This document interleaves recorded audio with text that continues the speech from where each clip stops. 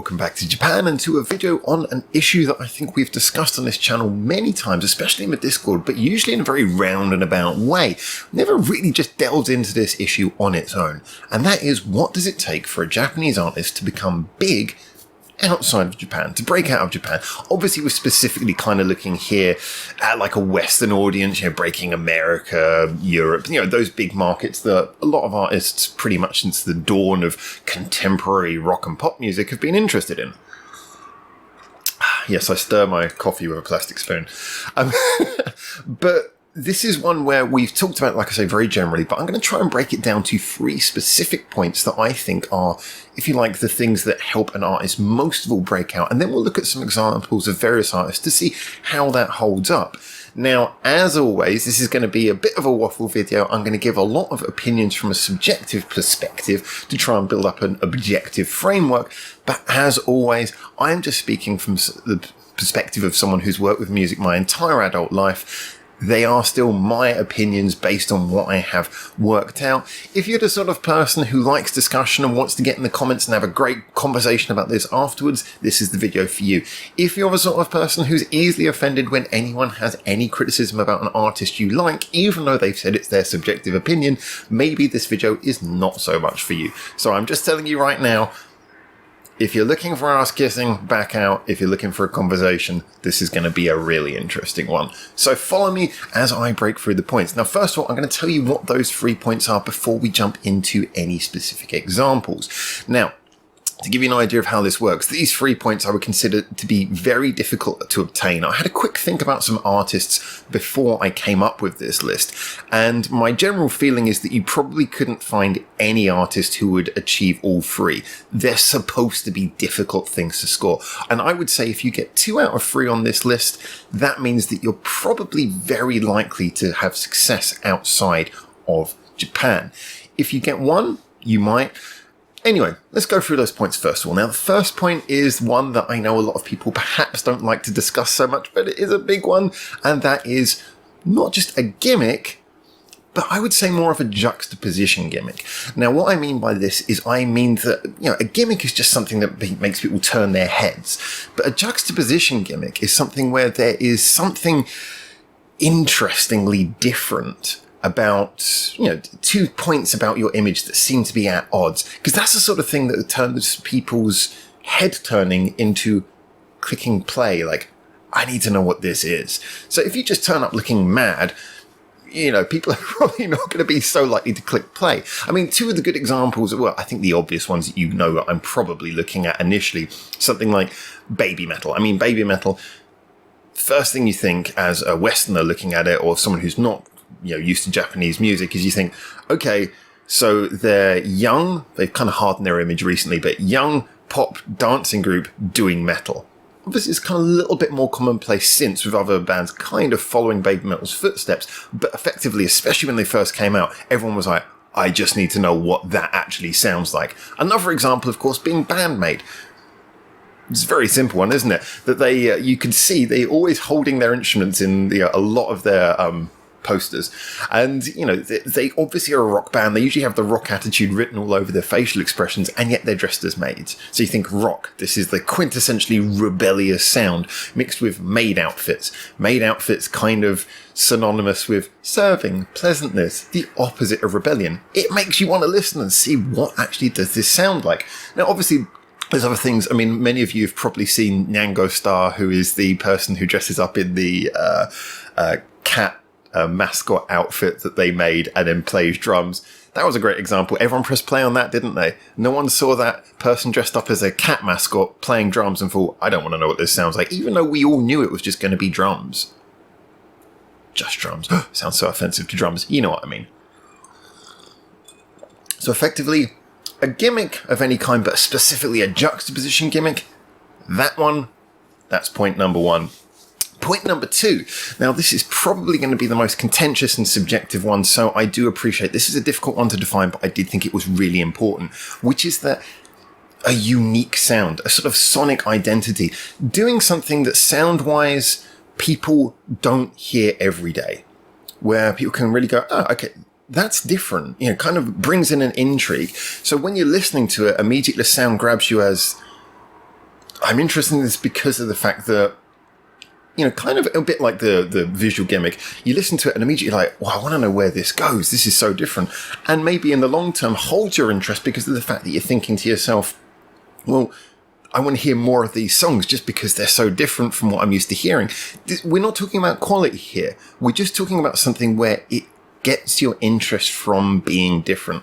That's a difficult one to define. Like I say, there is a subjective element to that. One thing I would draw into this, I think this is a very difficult one to define if you're a fan of an artist, talking about the artist you like, because I know that when people listen to artists who they already innately like, they tend to think, we all think this, that the artists we like just sound so different.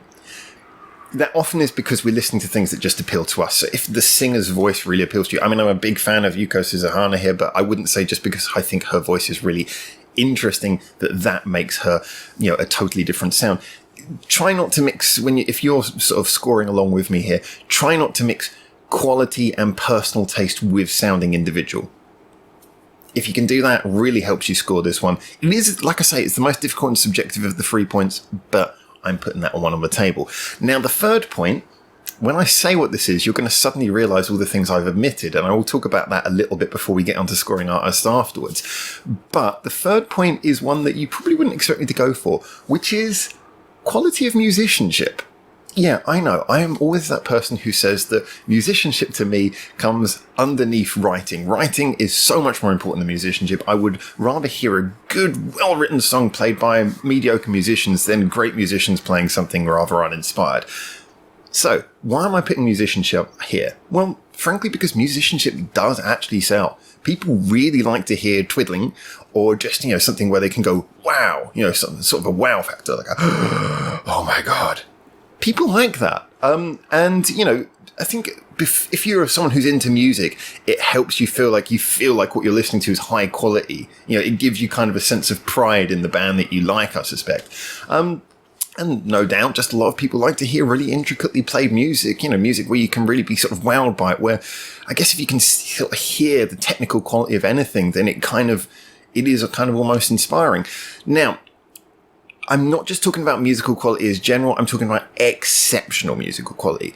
This actually probably makes this the hardest of the 3 points to grab. Again, I know there's a subjective element to this, but the reason why I think it has to be exceptional is because you go to any country, any culture, especially if you're talking about someone who's grown up in the Western music market where it's flooded with artists, we've all heard really good musicianship before. Exceptional musicianship, I think, means where it is to a level where it is just unusual. Just hearing it is not normal. It's not something that you hear every day.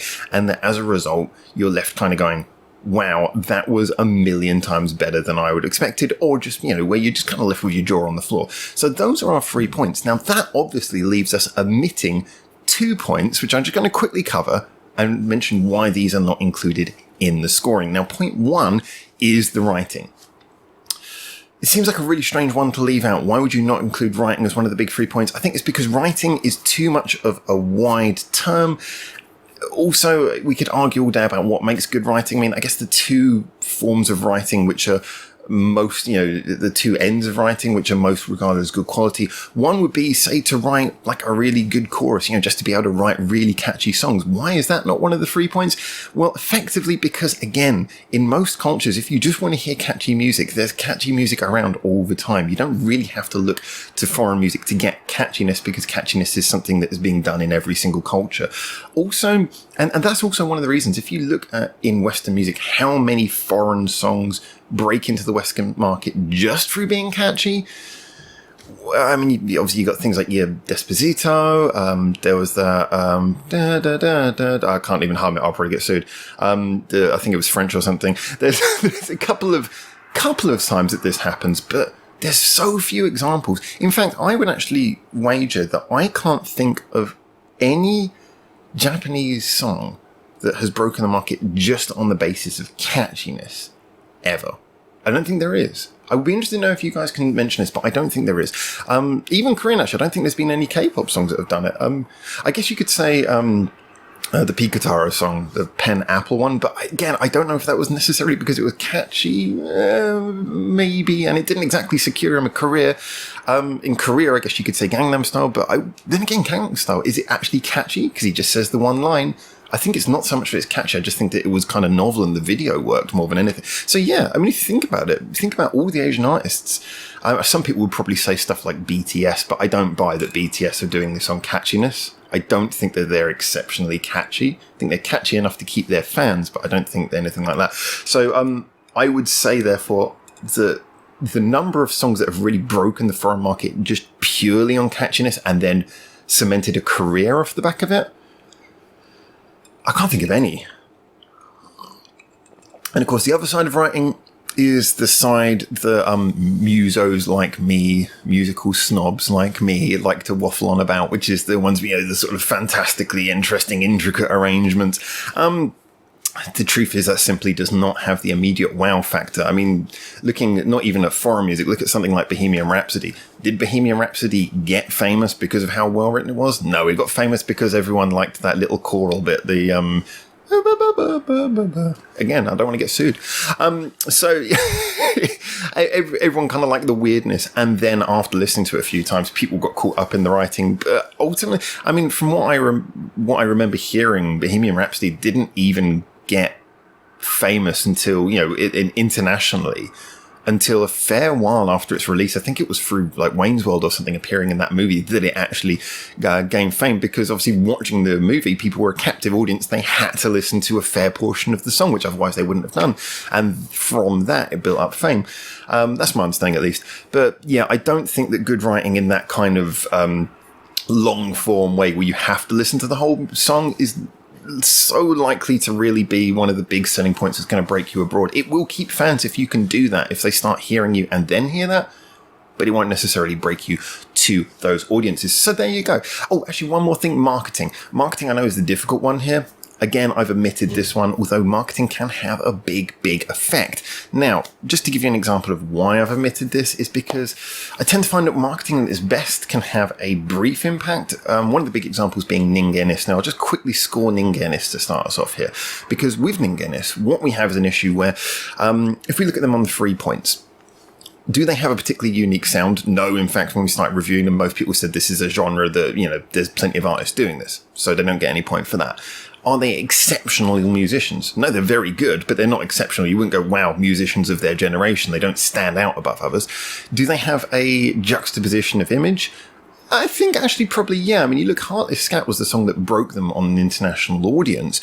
And it broke them because I think that, like I say, they had that, when you first see them, not only do they look like, sort of older guys playing this ready to play heavy music, but the fact they kind of dressed to it as well. They were wearing sort of traditional old guy Japanese garb at the time in that video, which I think partly sold it. If they were there in jeans and t-shirt, I think that video would have got less views, just being honest with you.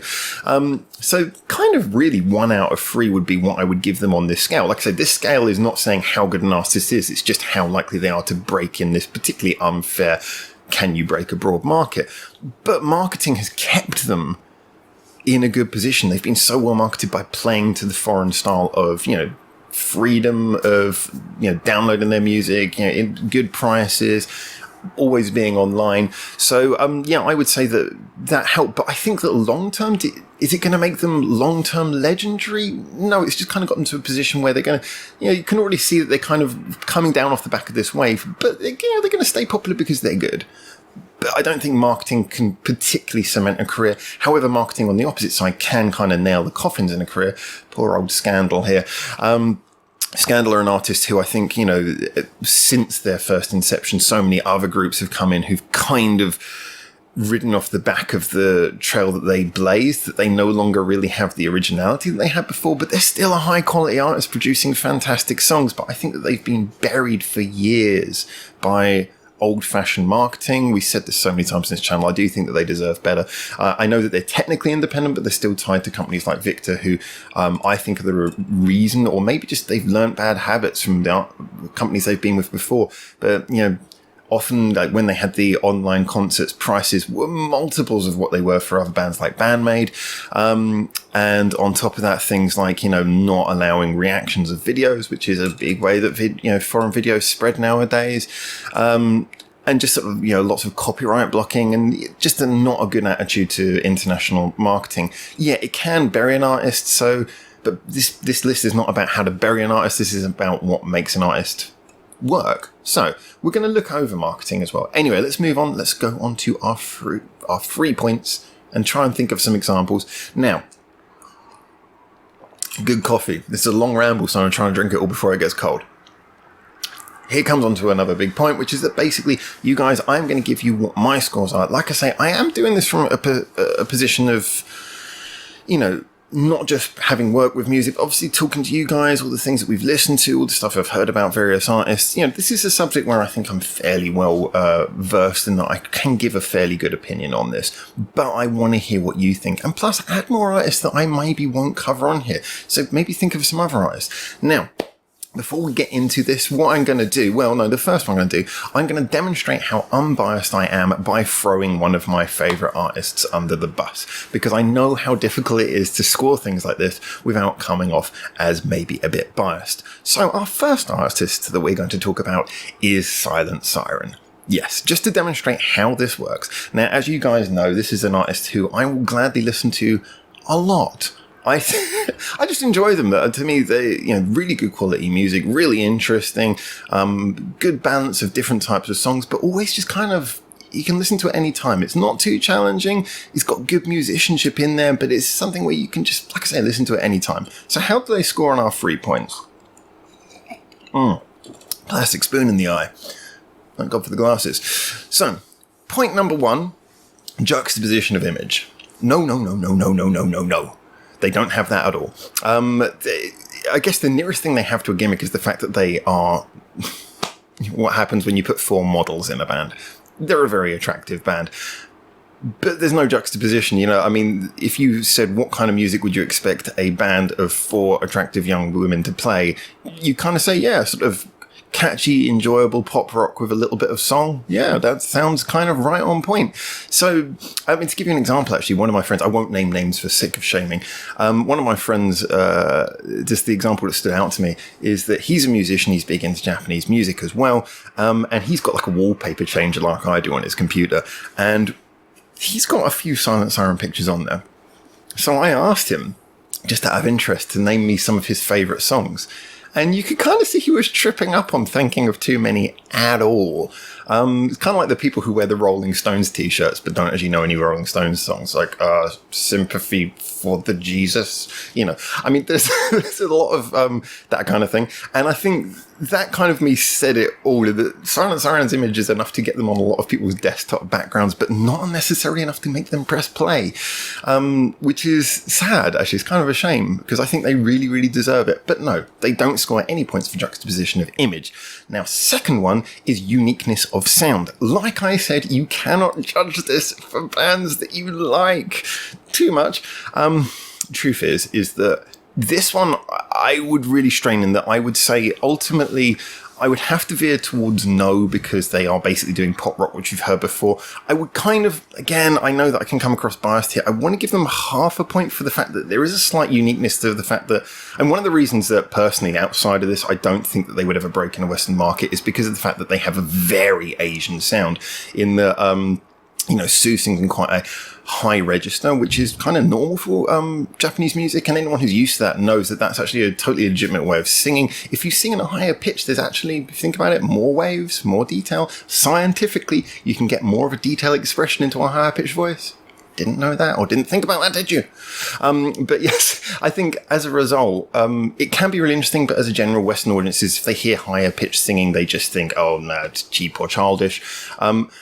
But I would say that that does kind of give them an individual sound, that fact, but I would strain and give them half a point, and I would wonder if I was being biased by doing so, but I'd give them half a point. Third one, exceptional musicianship. I really think they're great musicians, but it's not exceptional. It's not enough to, they're not like better than all of the Western bands who they would be competing with. I did notice that one of their most popular songs with Western audiences is Fujiyama Disco. And how does that start? It starts straight away with Ainyan, she's a fantastic bass player, kicking in with that really interesting bass line. Well, a little bit of guitar, and then the bass line comes in, and that really grabs Western listeners, I found, and then they're willing to listen to how good the rest of the song is. But even with that, it's like I say, that's kind of enough to grab a bit of interest, but I don't think it's enough for them to go, wow, I have to share this with everyone I know. So, there you go. On this, like I say, 2 points, I think is a pass, and I'm going to give one of my favourite bands half a point and wonder if I'm being even biased about that. So before we get into this, if you are going to be offended by any of my following answers, it probably means you skipped ahead in the video, didn't you? But yeah, basically I'm openly saying this is not a judgment of how good a band is or quality or anything or how much I like them. It's just a scale being used for this, and so I am going to start off by giving a objective 0.5 out of 3 and a pass mark of 2 for Silent Siren. So let's move on to the next band. Now, the next band, let's just drive straight in with it, is, because, I'm just going to feel for the dislikes as quickly as I can before moving on for anything else, is band-maid.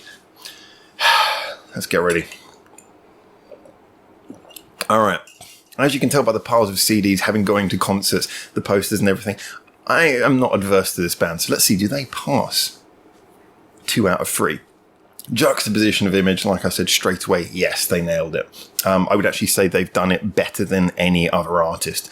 There is such a perfect juxtaposition between being a rock band, like I say, the core of rebellion, and being maids, which is basically the core of serving and being polite. I think that was the perfect juxtaposition. And not only that, but I love the fact that it's not just surface value. When you follow them more, you get to see how like Miku actually plays to it in her very actions, the whole way she performs, her whole persona when doing interviews and various things. I think that they have nailed that better than any other artist that I can possibly say. So although it might be a very surface value thing, I do think it's important for breaking abroad, and I do think they have nailed it. So yeah, 1 point for that.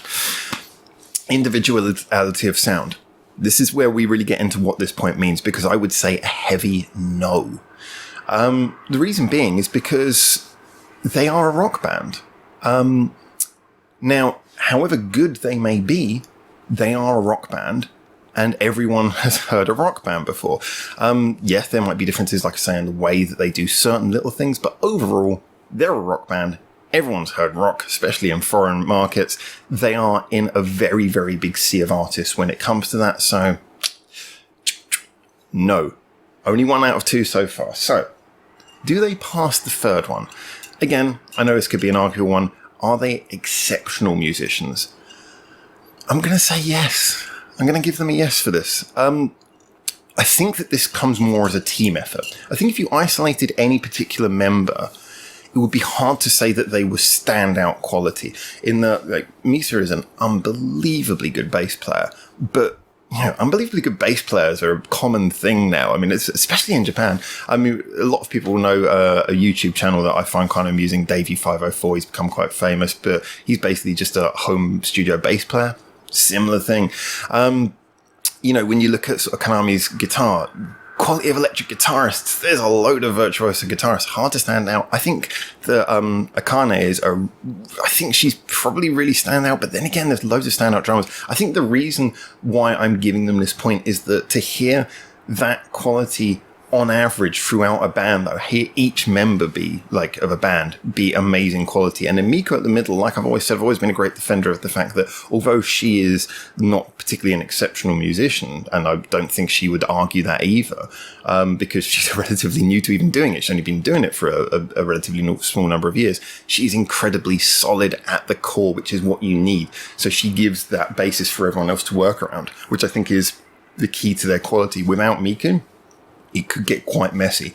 So I think that actually she is there to serve more of an arrangement function. But overall, with her as the core and with everyone around being quite superb at their instruments, and obviously Psyche vocally as well, you're left with a situation where overall the quality is so high on average. I mean, there's so many bands you hear in the West where you go, oh, their lead guitarist is amazing, or they got a fantastic rhythm section. How many bands can you really say where you go, everyone in this band is amazing? Not many. So I am going to give them that, which therefore gives them 2 out of 3 pass mark. Moving on next to... Yeah, we've got to talk about BabyMetal because obviously this is a big one. Now, I don't think anyone's going to be surprised to say that we can probably give them 2 out of 3 without much of a strain. But let's talk about why. First of all, juxtaposition of image. Obviously, like I say, they were one of the first ones to really nail that juxtaposition of image thing. They have really been kind of at the forefront of that in that... and I think it's kind of important as well because people expect a little bit of crazy from Japan just as a stereotype, but just jumping in with that image, which I think was, they started as a subunit, the whole Sakuragakuin thing. It was not something where immediately they probably thought it was going to be such a breakout idea, but I'm sure they were smiling when they went, hey, let's make one of our little subunits into a heavy metal one. And that idea is part of what makes it work. The smile that I'm sure was on their face when they thought of this idea is the same smile is on everyone's face when they first hear them or see them and think, I want to click and find out. Obviously, they're such a household name for so many people now that isn't so much necessary anymore. They can ride their own reputation, but certainly their expanse would have been from the fact that when one of your friends comes to you and says, hey, check out this band I like, it's a Japanese girl band who does heavy metal, you're going to be like, I'm going to check this out. It's getting cold, but it's also getting nearly finished now, as you can hear from the rattling spoon. Plastic spoons. So, there's no doubt they are proven that their image was a massive selling point for them. And it worked. Individuality of sound. And this is where we get into difficult territory. The next 2 points I am going to be judging on the fact that they are working within the metal sphere. And, metal music has a bit of its own sort of, it's kind of its own thing in a lot of ways. So, what I'm going to say about these 2 points might sound a little bit contradictory to what I would say about other artists, but I'll try and explain it. Individuality of sound, I'm going to give them a yes. Now, I know a lot of people are going to say, well, all the music they do is metal. Everything they've done's kind of been done before. Metal is such a well-trodden ground in so many different variants. I think the reason being is that we've had these discussions again with our Discord community about the fact that metal is something where people, not only do they go, you're metal, you've got to stay metal. Oh, you've done something that isn't quite metal. Oh, that's hard rock. You've betrayed the sound. There's a lot of metal fans who will do that. Not all, but there is a lot.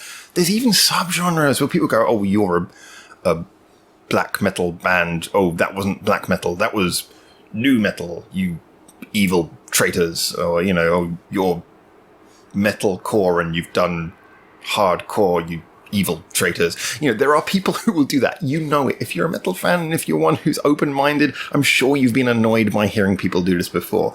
So the reason I'm giving individuality of sound to BabyMetal isn't for the fact that it's female voices doing it. It's not that.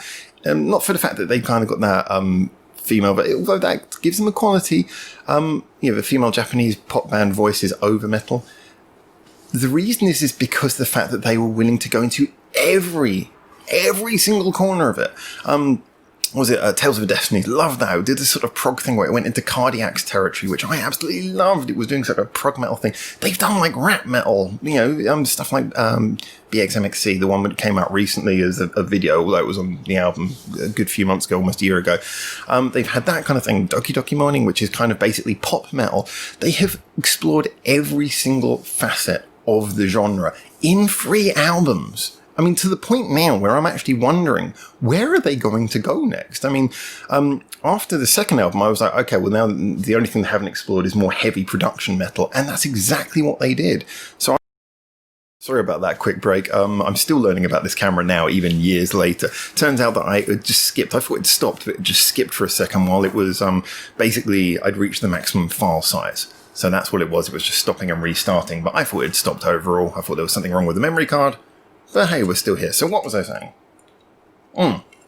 So I thought that they'd basically done every single sound and style available. No, that wasn't what I was saying. Yes, I was saying that when they got onto the third album, I was like, the only thing you haven't done is like really production heavy metal. And that's what they jumped into. So I was really happy because it meant that they had kind of completed everything that you could expect or ask of them. So I'm really interested to see where they're going to go next, if they've even left any territory open. So for me, they have to be given uniqueness of sound just because I think, they're even testing the interests of metal fans just staying within metal. So I think that is something where they definitely earn a uniqueness of sound.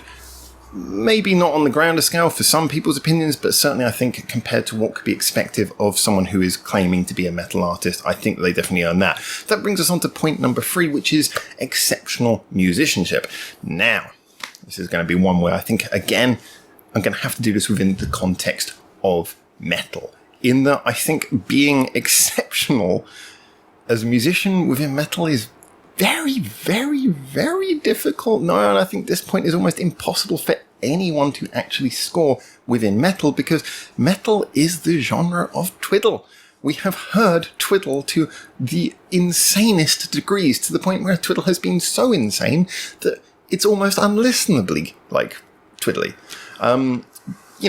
Insane, like over-the-top drumming and everything. It's a genre which is based on the very concept of a lot of musicians, well, not completely based on it, but there is a lot of room in it for musicians basically pushing their instruments to unrealistic degrees. So this is a very difficult one for me to give to an artist in that. Now, I know that obviously we're not talking so much about the girls themselves as we are talking here about Cami Band, about their backing groups. Again, it's an interchangeable group, so their quality is always going to be at the highest levels imaginable. I just don't think I can give them this point because I don't know how they could be exceptional. And I don't even think, I'm glad to say one of the things I like about them is that compared to some of the metal acts who I don't like so much, like I said, the ones who just focus on look how twiddly we are, I don't think that they even play for that so much. They're more about making songs, than just sort of focusing on let's twiddle in your face. So as a result, they tend to allow musicianship to take a bit more of a back seat. And so for me, I can't give them that point. And there's no discredit to them, but I don't think there's anything exceptional about their musicianship. It's on par with what you'd expect. It's very, very talented, but I don't think it's exceptional. So I would give them 2 out of 3 as well. 2 out of 3, but that's a pass. Like I say, on this almost impossible scale, that is a pass. I'm not surprised that they're internationally successful. I don't know, I'm saying this is not exactly like me giving a prediction. They're already a household name for a lot of people. So, I can't really say that that's any surprise. But yeah, I can justify 2 out of 3 certainly makes sense for me. So let's move on to another one as we're looking a lot at what's going on behind me here. Let's talk a bit about BiSH. Interesting one, this one. Now, I would start off by saying juxtaposition of image. Again, we're looking a bit in context here. I think that BiSH, we can say there is something of a juxtaposition of image. Now, they're not so clear on what their image is as a direct juxtaposition. It's not like the band-maid thing, maids who play rock music. It's not like the BabyMetal thing, pop group who does metal music. It's more of a case of they're a girl band who doesn't come across as a girl band. Now, I know we've seen things like this before, but especially within the Japanese market, there's such a stereotype of what Japanese sort of girl bands are like.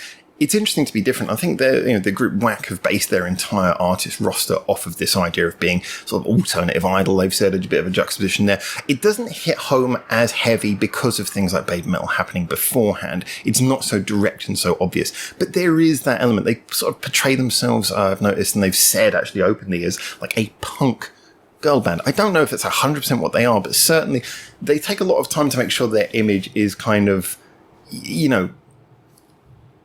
a juxtaposition to what you'd expect from a girl band. So I'm going to say it's very close, but I'm just about going to give them that point. Just give them that point. They just sort of fall over the line with that one. It's not a clear juxtaposition, but I do think that they are presenting themselves kind of differently from what you'd expect. I do think it's to the point where people see them and go, I'm going to check this out just because, what is this? And a lot of the time that's often not just in their image, but in what they do. A lot of the images you see of them are doing crazy stuff, like sort of Momoko just disappearing into the ground at the end of a video or stuff like that. They take a lot of time to put forward that image. I know this slightly goes into marketing, but I am going to argue that it is an image thing. So I'm going to just give them that point. Individuality of Sound. Again, in the context of a girl band, I'm going to just give them that point.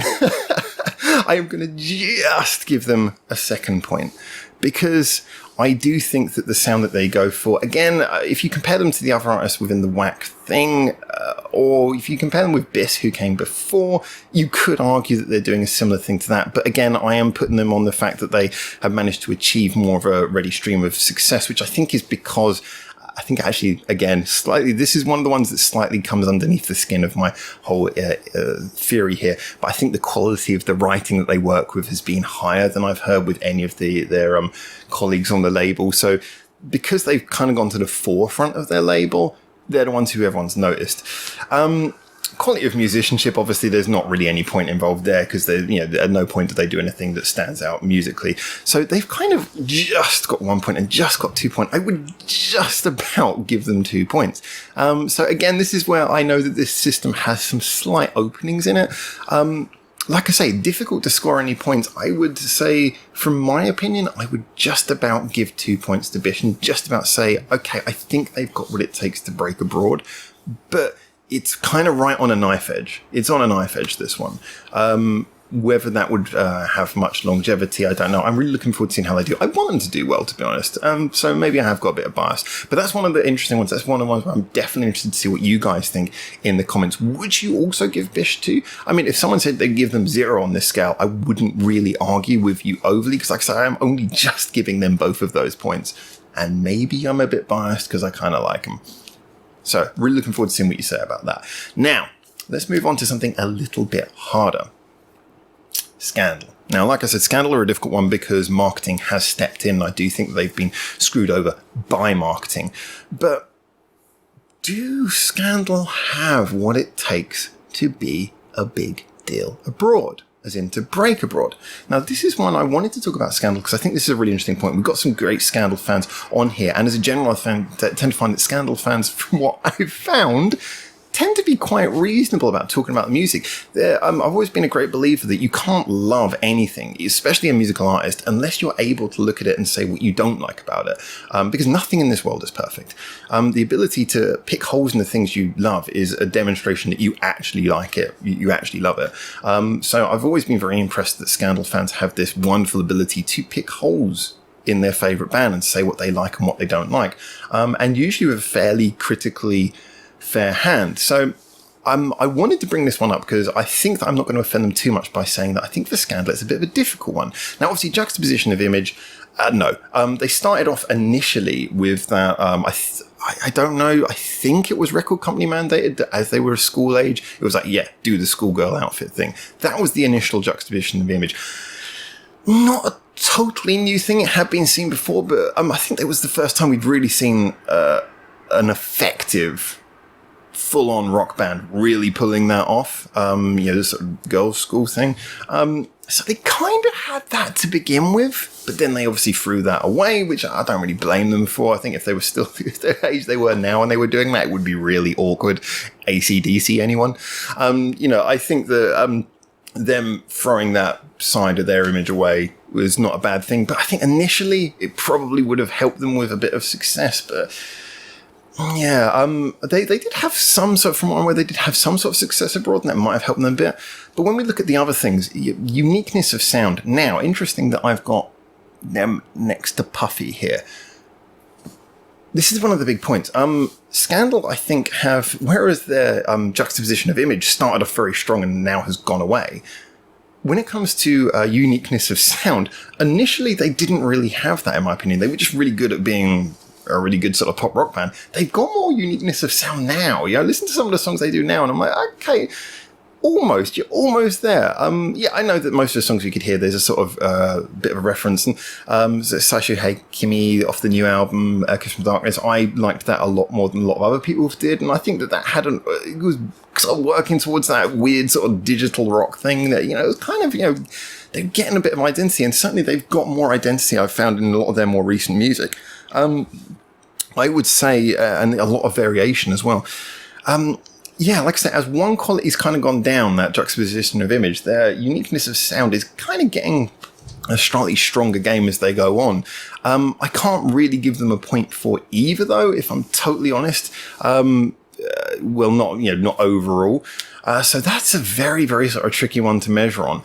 But when it comes to the last one, obviously, when it comes to exceptional musicianship, like I said, that's a very hard point to nail. They're all great musicians, but I wouldn't say any of them are the sort of ones where you go, wow, you've got to check out how good these people are on their instruments. So Scandal are an interesting one because over the course of their career, that's changed a lot. Now, the reason I mentioned Puffy is because Scandal were kind of unlucky that when they first came in, Puffy were already a big success. And like I said, I wouldn't be surprised listening to the first album of Scandal if there was a little bit of Puffy influence in there. And Puffy had at that time were quite big. They just come off of, I think it was in about 2003, so about 5 years before Scandal were debuting. They'd had quite a big sort of pop rock record as well, a couple of them. So if you're looking at a Western market who'd been subjected to Puffy having already just broken out in America, Scandal's sound would have sounded relatively like, something that they'd heard before. They'd been like, oh, this is kind of like a band version of the duet who is Puffy. So I think Scandal have been very unlucky on this aspect. I think if they had the songs that they were writing now, combined with the image and age they had when they first started, they would probably get near to getting those 2 points. I think the reason why Scandal have done so well is, like I say, again, one of these points that can kind of supersede occasionally is the just the fact that they've had staying power, that they've managed to slowly build up an image. They haven't broken out of Japan, I wouldn't say. They're a bit initially, but they haven't broken out of Japan so much as they've slowly seeped out of Japan. Quality does spread, and this is why I wanted to mention Scandal. If you do something which is good and you keep on doing it and you show that you're raising your game, if you show that you aren't resting on your laurels, that you love what you do, you will slowly build that fan base. You will slowly get through to people and you will just slowly get out there. But I think it's a shame because I think that Scandal perhaps could have had like a big breakout moment.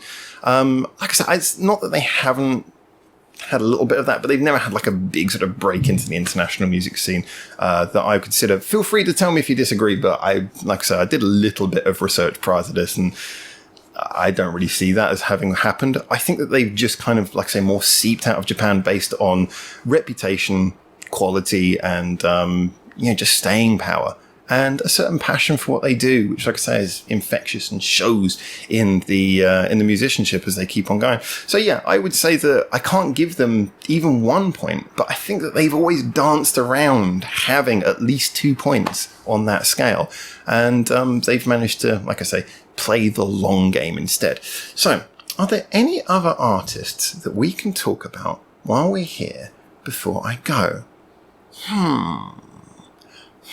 He wonders. Well, let's have a little look at some just quick ones. Some interesting ones just to give a little bit of balance. I was going to mention about bands like Love Bites. Love Bites obviously not such a big name, but they've had some success. Some might wanted to mention them because obviously the juxtaposition of image thing. Do they have juxtaposition of image? I don't think they do. The whole because the dresses and the thing, the big like look of looking grand, in a way, although that isn't what you'd necessarily expect with rock music, to wear like the big dresses. Like I believe they might have changed that of recent. But anyway, although that sort of whole looking grand and fancy isn't what you'd necessarily expect with rock, in a way it does very much play with the sound. Rock is quite, a lot of the time, you have those big grand sounding bands, and that's kind of what they go for. They got that sort of impressive image, it's all about having impact. So I wouldn't say they have juxtaposition of image. They've got an interesting image, but not a juxtaposition of image. And their sound is very much sort of rock that we've heard before. Their quality is good, but it's not exceptional to that point. So I would say they're an example of a really good band who, and they are a really good band, actually. I mean, not to everyone's taste, but I think that they certainly have a lot of quality behind them, but who don't actually manage to hit any of those 3 points. An example of why some artists, they can go play abroad, but I don't think they'll ever break abroad. They'll have fans, and they'll have people who like them because they're good, but they'll never have like a bam moment where just they become viral, which I guess is what we're kind of basing this all around, is that ability to really sort of break out and become viral and people going, hey, listen to this band that I really like. Anything else? We mentioned about Ningenis. Like I say, I would give them a 1 out of 3, but they had the benefit of marketing. I think long term, unfortunately, it's just a sad fact that their fan base is going to just sort of shrink down a little bit because of the fact that their core music is really good, but they are in a sea of other artists who do the same thing. And I think that their standout quality is their wonderful personalities, to be honest. They do write really good songs. Actually, I'm becoming more and more impressed with some of their songs recently, and I hope that they manage to counteract maybe the coming off the back of that boom of marketing and heartless scat by getting better and better songs, which I think they are doing. So I hope they can wrestle with that curve a bit, but I think ultimately they are going to be, I mean, I've already spoken to people in our comments and stuff who said, yeah, well, I like Uniqueness, but I know a million other bands who do the same thing, who I listen to just as much. So I appreciate that's a little bit of a difficult one to fight. Any other artists who I can mention? Let's have a little look through my CD selection over here. We cover so many bands here. Actually, one of the ones I should talk about quickly, I want to talk a little bit about Necrotalkie. I know that they've recently, we were covering them first of all when they were on a small record label. They moved to a big record label now, and we're not hating on them for it, but it does seem that they've become copyright block happy.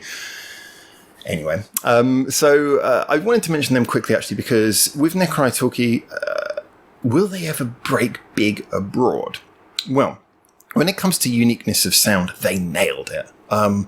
Just being so cheerful and so playful with their sound is just, yeah, that's a high score right there. However, that is balanced against, is their musicianship sort of standout amazing? No, it's very good, it's very interesting, but it's not standout amazing. There's none of that. And image-wise, they play it pretty straight. They are very fun, but like I said, I think that's more just an extension of how unique their sound is.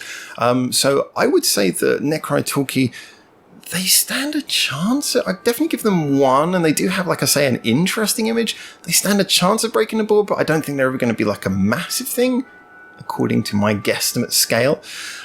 So yeah, overall, I would say they're a close one, but not quite. But you can hear the bell, by the way.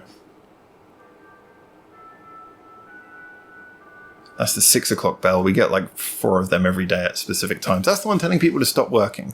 So on that note, I think I'm going to wrap this one up. Anyway, the point is I wanted to get this conversation started. What I'm really interested in hearing is 2 things. First of all, I really want to hear how you guys would rate certain artists you know on this scale. And like I say, remember, please be careful to understand that these are supposed to be difficult points to obtain. Really think about what you want to say about them. And don't just credit the artists you like. Feel free to do what I did at the top of this video, which is bury one of the artists you like.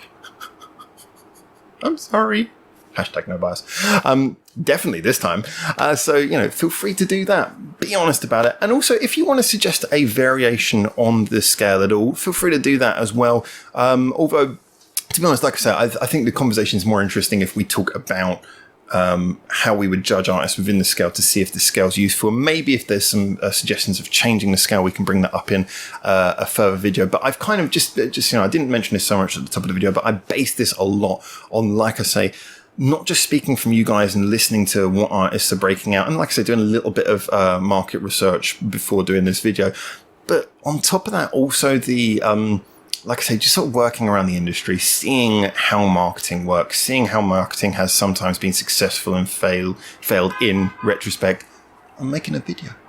From looking at those points, that's how I come with it. So I'm pretty sure this scale is really good. And like I said, I've even forsaken some of my favorite qualities like writing. I've totally knocked writing out of this scale. So, guys, let me know what you think. I'm really interested to know in your comments. What other artists? Have you got artists who you'd like to judge on this scale? Would you like to change some of the markets that I gave to artists? Would you like to get me to put further artists into this scale, like do a follow-up video and not just hunting for views, I swear? Feel free to give me a list of other artists who you want me to apply this scale to, if you think that's even interesting or relevant. As always, though, thank you so much for watching this video. Feel free to hit like and subscribe. Remember, it's all subjective. It's all about a musical opinion. I'm just trying to throw in a little bit of hopefully useful experience, but I assure you, even the most experienced people who are far above me in the music industry can never predict the future. We're just good at making some fairly good frameworks on which to judge things.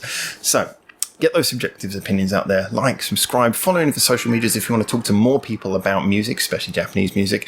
They're all linked in the description below. And thank you massively to our Patreons, as always, for keeping this channel alive, as you very much do.